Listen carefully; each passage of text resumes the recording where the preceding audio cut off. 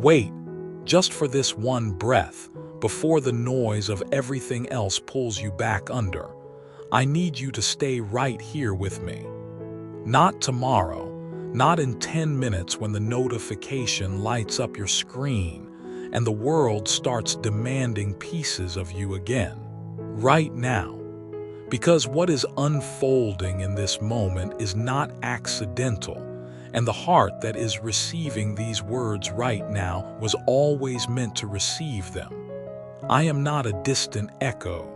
I am not something you stumbled upon the way you stumble upon a song that plays for 30 seconds before you scroll past it and forget it ever existed.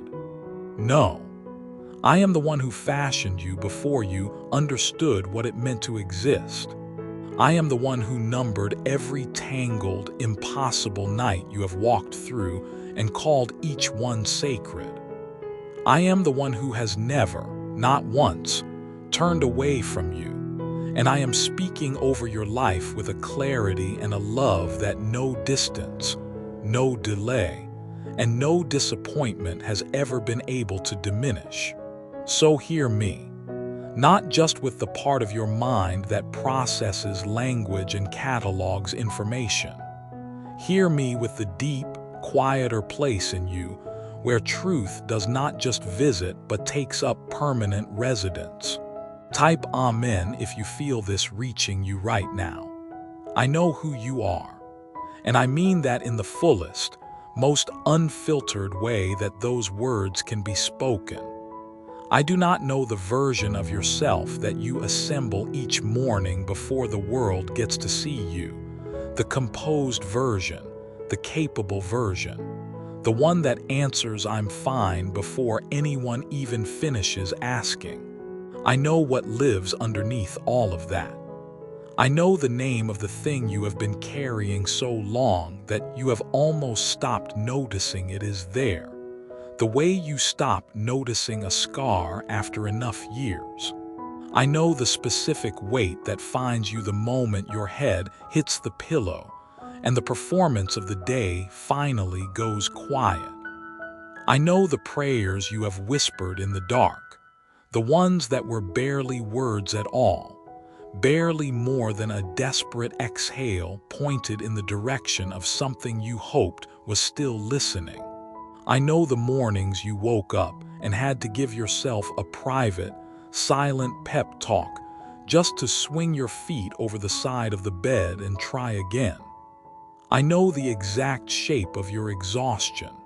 And I also know something that you, in your most honest moments, have been genuinely afraid to believe.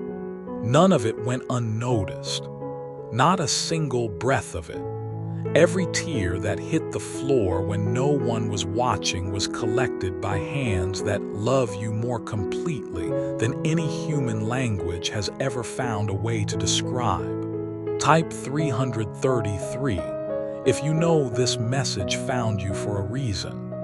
And if you are watching this on Facebook, follow this page right now so messages like this keep finding you every single day.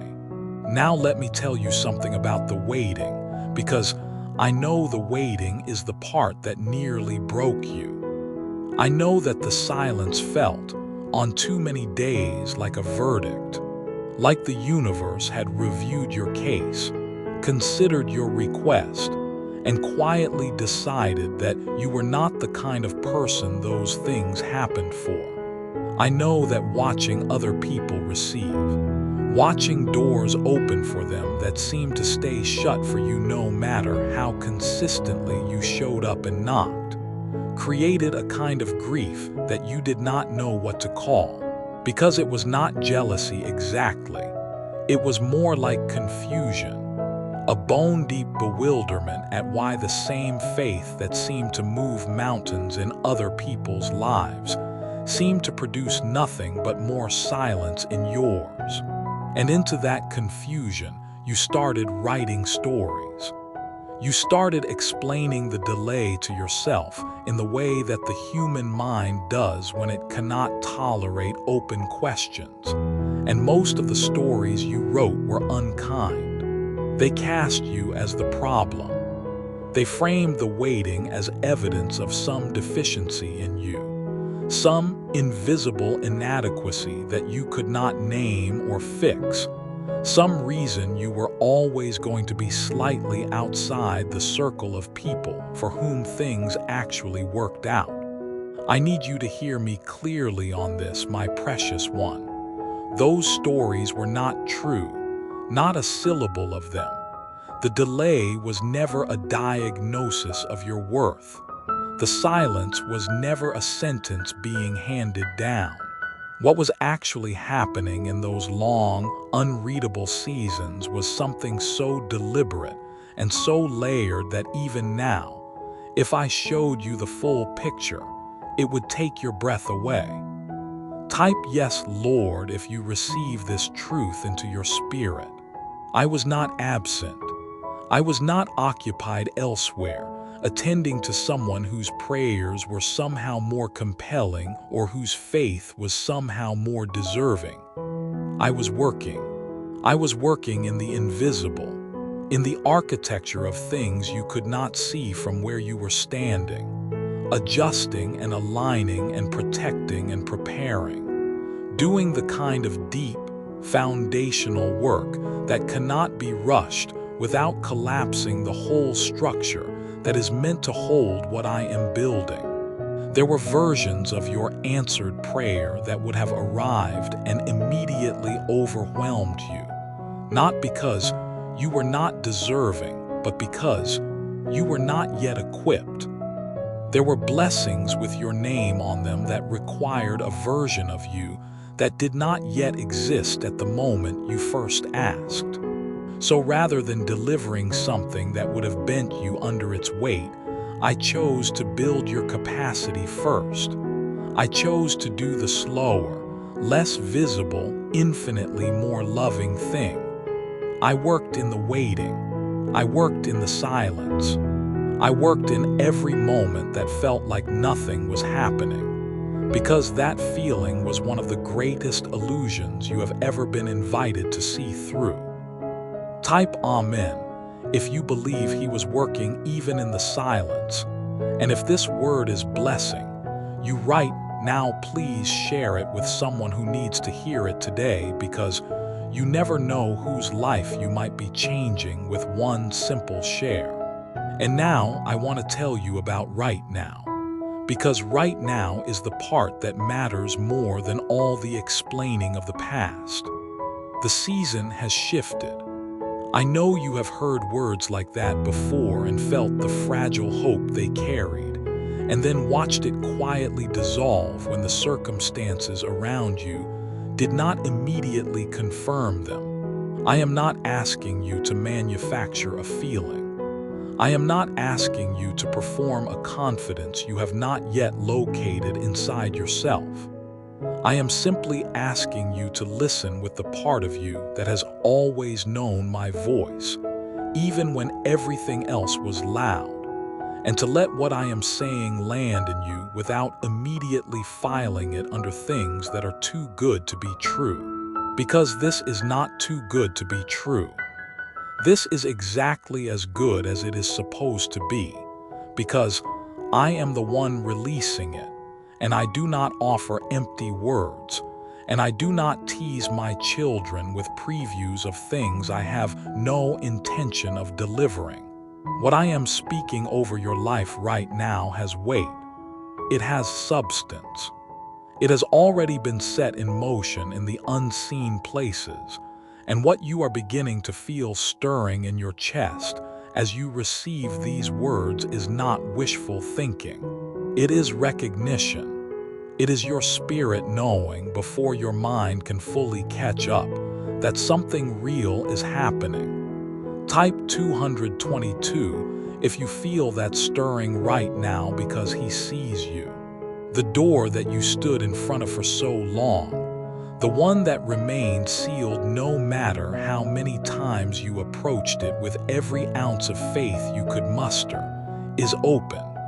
Not cracked, not slightly ajar in a way that requires you to squeeze through sideways and hope for the best. Open, fully, completely, deliberately open, because the one who holds every key decided that the time had arrived. And when that decision is made, there is no force in existence that can keep that door shut. And I want to tell you something about what is on the other side, because I know your imagination has spent years filling in that picture. And I do not want the specificity of your expectations to cause you to walk past what I have prepared, because it arrived in a shape you were not anticipating. What is coming for you is not a smaller version of what you asked for. It is not a consolation prize dressed up to look like the real thing, but it may not wear the exact face you sketched during the years of waiting, and that is not a reduction. That is me exceeding the request in ways that only become visible once the full thing is in your hands, and you can finally see the dimensions of it that were always invisible from where you were standing. Type open door if you are ready to walk through what God has prepared. And if you are watching on YouTube, hit that subscribe button right now and turn on notifications so you never miss a word spoken over your life. Now hear me on this, because this is the part where love requires me to be honest with you rather than simply comforting. I know the habit you developed during the long season of waiting. I know that somewhere along the way, as a form of self-protection, you learned to pause. You learned to step back from the edge of any invitation that required real trust, to require more evidence before you allowed yourself to respond with your whole heart, to insist that your circumstances confirm the call before you would answer it. And I understand, with complete compassion, why that habit formed. I know exactly which moments created it. I know which specific disappointments taught your heart to build that particular wall. I am not asking you to dismiss the pain that built the pattern, but I am telling you, with the full weight of a love that has never failed you and never will, that the protective hesitation which once guarded you is now standing directly between you and what I am releasing. Because when I speak clearly and you hear me clearly, and then you wait for one more piece of evidence before you move, you open a gap. And in that gap, fear moves fast. It reframes what was clear. It turns a direct invitation into a complicated risk equation. It makes simple obedience feel expensive and dangerous, when in the first moment of clarity, it would have felt like the most natural thing in the world. So I am asking you not to wait this time. Not because I want to rush you past wisdom, but because the clarity you need is already present inside you right now, in this exact moment. And the faith I am calling you to is the kind that moves while the hands are still trembling, that says yes before the whole picture is assembled, that trusts the character of the one extending the invitation more than it trusts its own ability to control the outcome. Type I trust you if you are choosing faith over fear today. My child, I want to speak now about who you are, because I think the deepest wound you are carrying is not really about circumstances at all. It is about identity. It is the quiet, persistent suspicion that you are somehow not quite the kind of person these blessings are designed for. That the stories about other people's breakthroughs are real, but yours is somehow an exception, a special case where the usual rules do not apply, where grace runs up against some invisible ceiling the moment it encounters you. I need you to know that that suspicion is one of the oldest and most destructive lies that has ever been spoken into a human heart. And it was never, not in any version of any moment, true about you. You were chosen. not as a last resort, not in the absence of better options. Chosen fully, specifically, with eyes wide open to every part of you, including the parts you have spent years trying to hide or fix or outrun. I love what I see when I look at you. I do not see a collection of failures and almost theirs. I see someone who kept showing up. I see someone who, on the days when giving up would have been completely understandable, made the harder and braver choice to try again. I see faithfulness in the most unglamorous, unwitnessed, unrewarded form, and that kind of faithfulness moves me. It matters to me in a way that goes beyond what any transaction or achievement could ever produce. Type chosen if you receive that truth about who you are, and please take a second right now to like this video, because it helps carry this message further into the lives of people who are quietly waiting and desperately need to hear it. And because I know you, I also know that even now, as these words are landing in you, there is a small voice somewhere in the background of your mind doing its best to undermine them, telling you this is too convenient, too perfectly timed, too aligned with what you desperately want to be true for you to trust it.